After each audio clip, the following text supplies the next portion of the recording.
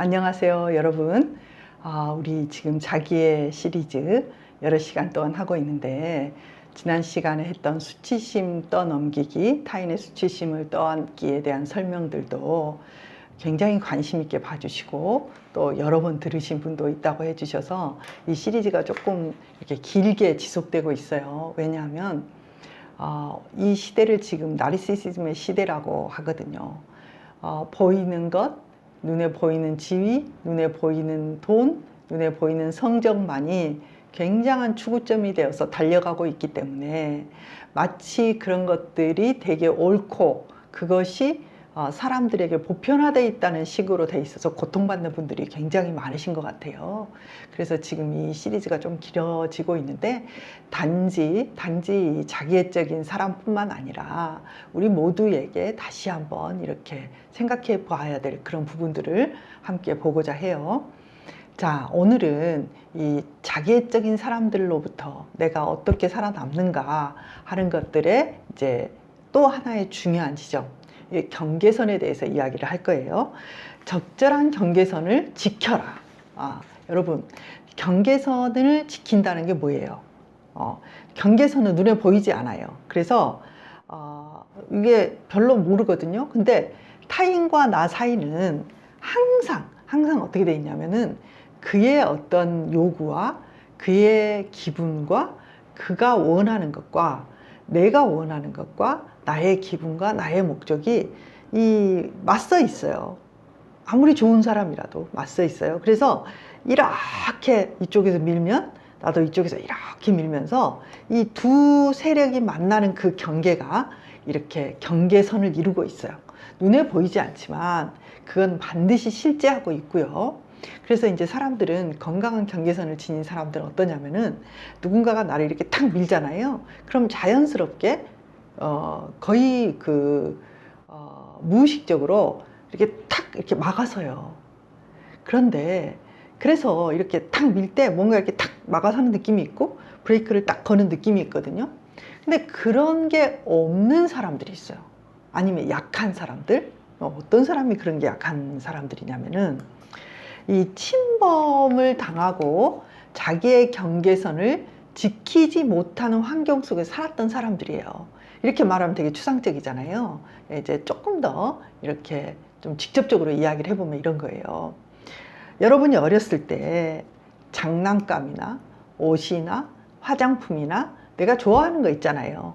나의 물건들.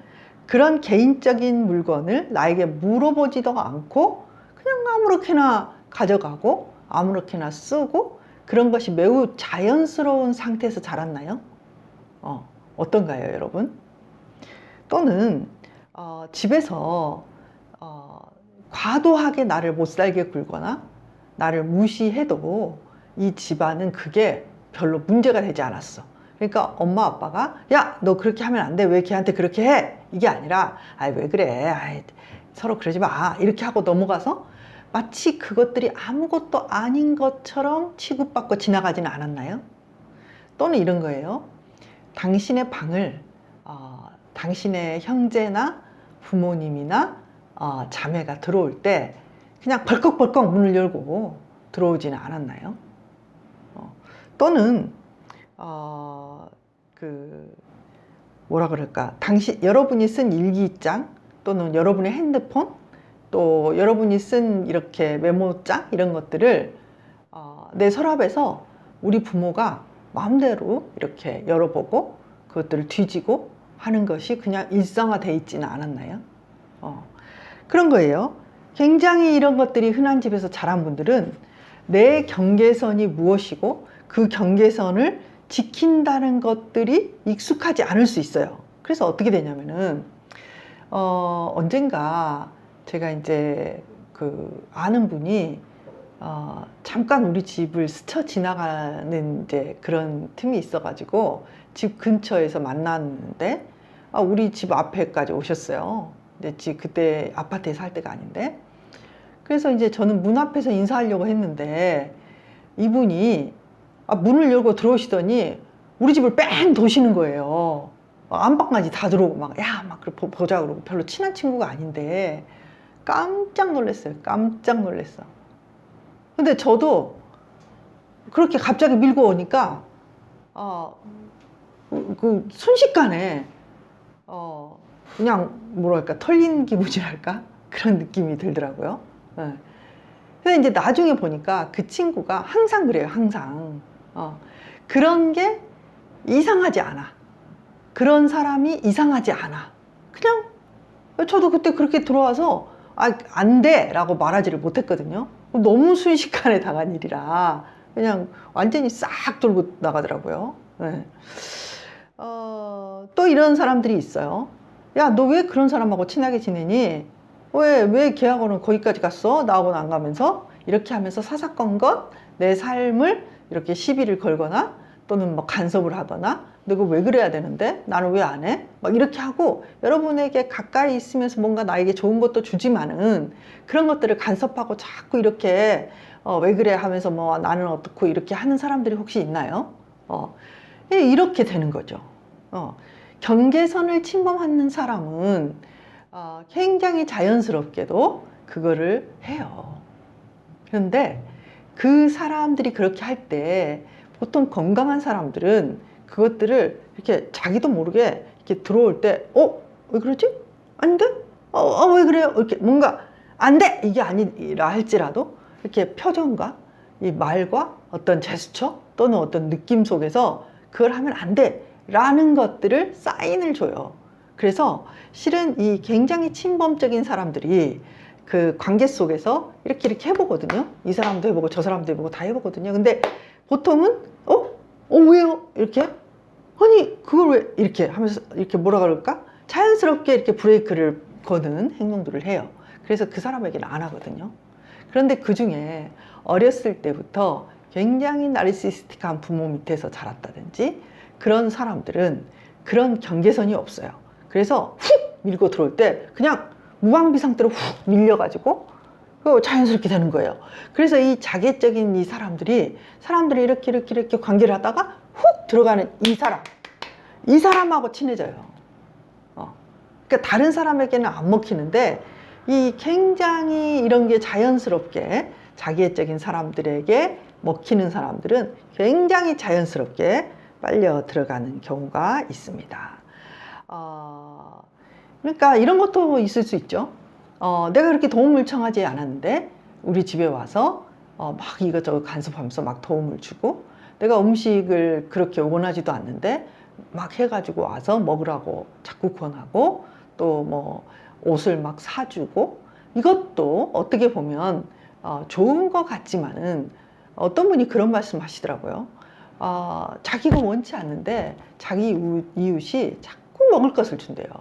그래서 이제 괜찮다고 해도 너무 많이 준다는 거예요. 그러면 자기는 그걸 처리하기도 힘들고 또 보답을 해야 돼서 힘들고 여러 가지로 힘들다는 거예요. 그래서 그러면 그분에게 어떻게 이렇게 반응을 했느냐 그랬더니 이분이 너무 고맙다. 너무 맛있다. 이렇게 생각해줘서 고맙다. 이렇게 늘 반응을 했다는 거예요. 그래서 제가 그랬어요. 아니, 고마운데 우리가 지금 먹을 사람이 없다. 그러니까 실은 이거 내가 잘 못 먹는다. 다음에는 조금만 주시든지 좀 잠깐 쉬었으면 좋겠다. 뭐 이런 이야기를 해야 된다. 너무 감사한데 지금 먹을 사람이 없다. 이런 이야기를 해야 된다. 그런 이야기를 한 적이 있거든요. 뭐 이렇게 되면은 여러분이 이제 이웃이 있잖아요. 이웃도 이렇게 여러분이 어디 가는지 오는지 어디를 갔냐 왜 그 옷을 입고 갔느냐 그런 데는 그 옷 입고 가는 거 아닌데 어제도 봤더니 그 옷을 입고 가더라 뭐 이런 이야기들을 하는 분들이 또 있을 수 있어요. 이것도 침범이에요. 그러니까 너무 그 사람이 마음이 나쁘다 좋다를 떠나서 이 사람이 경계를 모르는 거죠. 그러면 이제 한쪽이 알면 거기에 대해서 경계의 어떤 신호들을 줘야 되는데 내가 그런 신호가 없는 분들은 그걸 못 주는 거예요. 자, 그래서 여러분들이 이 사람과 어떤 정도의 거리를 두고 싶은가를 먼저 결정하셔야 돼요. 그래서 그 경계를 만들기 위해서 어떻게 해야 되느냐 하면은 이제 그게 그렇게 친하지 않는 사람이고 내가 그 사람과 함께 있어도 되고 없어도 된다면 그러면 간단하죠. 그냥 좀 멀리 떨어지면 돼요. 그런데 문제는 뭐냐면은 멀리 떨어질 수 없는 사람이 자꾸 그러는 게 문제죠. 예를 들면 직장 상사라든지 내 가족이라든지 또는 내 아이의 친한 친구라서 그 엄마라서 내가 그 사람하고 나빠지면 우리 애가 곤란하다든지 그런 식으로 어떠냐면 우리의 삶에서 떨어지기 힘든 사람들이 이제 나르시시스트라면 자꾸 이렇게 끼어들고 막 침범을 해오고 그게 막 밀려올 거란 말이죠. 그러면은 예를 들면 그 사람들에 대해서 일방적으로 단호하게 나는 아니다 이렇게 탁 나가잖아요. 그러면은 안 돼요. 왜 안 되느냐? 그러면 이 사람들은 그걸 자기에 대한 공격으로 받아들여요. 공격으로 받아들이고 이 사람들의 수치심을 자극하고 이렇게 되면 이제 이 사람들은 그것을 어떻게 해석하냐면 이렇게 해석해요. 아, 이 사람이 나를 시기하고 질투하고 나를 공격하는구나 이렇게 받아들여요. 그래서 그 자괴적인 사람들을 대할 때 이렇게 강한 방식, 공격적인 방식은 별로 좋지 않아요. 먹히지도 않고 내가 원하는 것을 얻을 수가 없어요. 그래서 어떻게 해야 되냐면 최대한 온건하게 말을 해야 돼요. 그리고 메시지를 전달을 방어를 일으키지 않게, 그러니까 방어를 일으키지 않으려면 I 메시지를 해야 되겠죠. You 메시지, 네가 이랬잖아 이렇게 말하는 게 이 사람의 수치심을 자극하기 때문에 이게 팍 튀는, 그래서 전혀 내가 원하는 것을 얻지를 못하는 거예요. 특히 여러분의 직장에 상사라든지 동료가 이런 경우에는 정말 곤란하거든요. 그래서 되게 존중하고 친절하게 대하는 태도를 잊어버리면 안 돼요. 그리고 그런 것들을 이제 하는데 그렇다고 해서 여러분들이 너무 저자세로 나가면 또 안 돼요. 그러니까 이게 되게 이제 힘든 거죠. 내가 이게 엄중하게 말을 하면서도 그 사람의 수치심을 자극하지 않고 공격성도 자극하지 않고 그 내용을 논리적으로 잘 전달해야 돼요. 그래서 제가 아시는 분은 정말 힘든 상대였거든요. 그분이 이제 계속 관계를 해야 되고, 그래서 이분이 어떻게 했냐면은 쭉 편지로 이렇게 썼어요. 그리고 그걸 편지로 한 게 아니라 우리가 그 아나운서들이 그 멘트를 써서 읽고 연습을 하잖아요. 그런 것처럼 그분이 그거를 쭉 썼어요. 내가 이런 사정이 있고 지금까지 이렇게 살았는데 이런 부분들이 나의 삶에 어떻게 나타나고 있고 그것이 나를 어떻게 불편하게 하고 있고 그것 때문에 내가 참 괴로운데 앞으로는 어떻게 했으면 좋겠고 이런 부분에서 이렇게 했으면 좋겠고 이거를요 원고지를 몇 장으로 썼대요. 그리고 그거를 계속 외웠대요. 그리고 나서 몇십 년, 그러니까 이런 게 되게 가족 관계죠. 몇십 년을 그렇게 굉장히 힘들게 했던 분인데 그거를 외워가지고 이렇게 말을 했다는 거예요. 이렇게. 그래서 몇십 년 만에 문제가 해결이 됐다고 저한테 그렇게 보고를 했던 적이 있거든요. 그러니까 무슨 말이냐면 여러분이 정말 그 나르시시스트들이 옆에 있으면은 그거 그냥 한번 받아치거나 잘라서 되는 일이 아니에요. 왜냐하면은 계속 봐야 될 사람인 경우에는 이런 식으로 이렇게 나의 어떤 내용들을 써서 나레이션을 갖고 내가 이 논리를 가지고 그 사람에게 다가가고 그래서 정말 신중하게 따뜻하고 편안하게 전달하는 것. 이것이 그 문제를 해결하는 가장 좋은 방식이라고 생각해요. 그리고 분노를 내려놔야 돼요. 그러니까 분노를 하면 화를 내면 내 분은 풀어질 수 있겠죠. 그렇지만 상황은 되게 악화될 수 있어요. 만일에 그게 다시는 안 봐도 된다. 뭐 그렇다면은 뭐 어쩔 수 없지만은 계속 봐야 되는 상대라면은 그건 별로 좋지 않다는 거예요. 내가 예를 들면 우리 엄마에게 또는 우리 시어머니에게 우리 시동생에게 또는 우리 직장 상사에게 이런 식으로 내가 이렇게 잘 설명을 해도 이거는 이제 그게 어떤 걸 가져오냐면은 기존의 어떤 그 방식, 기존의 그 사람 입장에서는 그 사람이 이해하는 삶의 어떤 방식 그리고 그 어떤 자기의 그 계획이 있지 않겠어요? 이 사람에게서 얻고 싶은 것도 있을 것이고 그런데 그런 것들을 내가 이걸 흔드는 작업이거든요. 그래서 그 사람이 나에게 어떤 식으로든 반격을 할 수 있어요. 그게 여러분이 자극을 하지 않아도 그 사람은 그걸 위기로 느끼고 반격을 할 수 있거든요. 거기에 대해서 너무 당황할 필요가 없다는 거예요. 그리고 초지일관 나의 어떤 사고를 가지고 내가 정해야 되겠죠. 나는 이 사람과 이 정도의 관계를 맺고 이 정도의 선에서 내가 해야 되겠다라고 내가 미리 정해야 되겠죠. 그래서 초지일관 그것을 밀고 나가는 태도가 필요합니다. 그래서 어떻게 되냐면 실은 이 경계선이 지금 잘 안 정해져서 그렇지, 여러분 한번 생각해 보세요. 여러분이 주위 사람들에게 내가 어떻게 대할 건지 그 사람마다 여러분의 경계선이 있다는 걸 여러분이 알게 될 거예요. 어떤 사람은 내가 어느 정도 화를 내도 되고, 어떤 사람은 절대 화를 내면 안 되고, 어떤 사람은 이걸 부탁해도 되고, 어떤 사람은 이걸 부탁하면 안 되고, 이 정도까지는 하면 된다. 이게 여러분 안에도 다 정해져 있어요. 그러니까 그 정해지는 기준을 여러분도 그에게 만들어야 된다는 거죠. 이해되시죠? 그래서 정말 그 새가 올물을 빠져나가듯이, 여러분 새가 올물을 빠져나가려면 푸닥거리면 어때요? 더 다쳐요. 그러니까 그 올물을, 교묘하게 짜여진 올물을 굉장히 지혜롭고 논리적으로 잘 풀어나가고 잘 이야기하고 연습해서 그것들을 풀어나가는 거, 그리고 그 경계를 정하면은 위기가 있겠지만은 끝까지 사수하는 것이 굉장히 중요합니다.